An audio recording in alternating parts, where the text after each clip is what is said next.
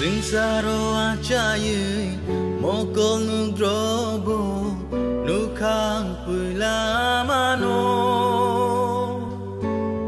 Gokjate jayate sanang jengfuru sanarengka amahanano Singsaro achaye hamjang mata monohin shikang amaniaro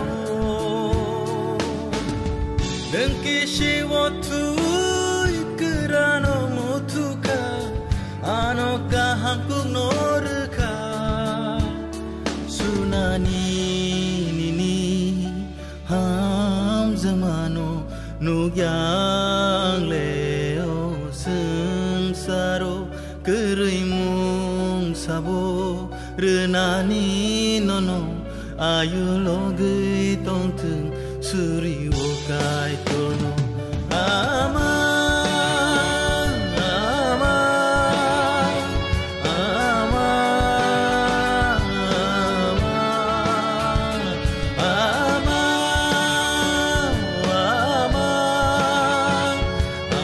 ama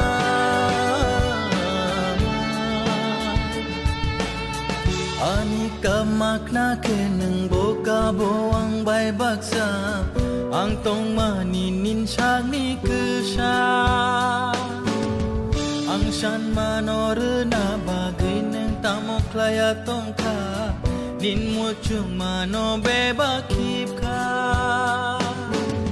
singsaro achaye hamjang mata monohin shikang amani aro nengkishi watu Rano mutuka anoka hangkung norka sunani nini ham zamano nugyang leo sengsaro kerimung sabo renani nono ayu logi tongtung suri wokai tono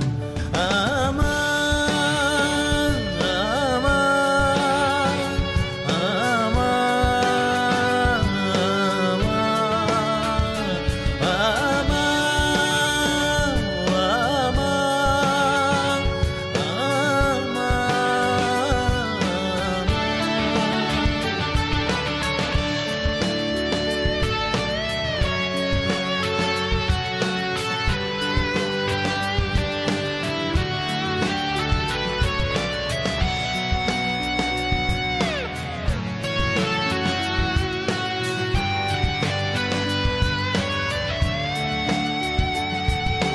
Satung tamo,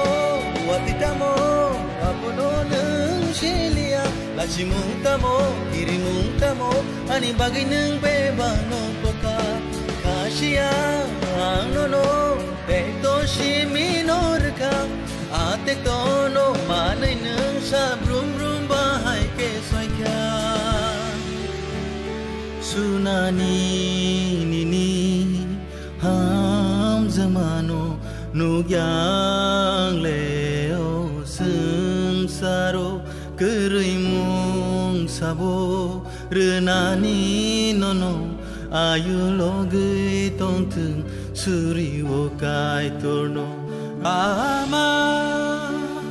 ama ama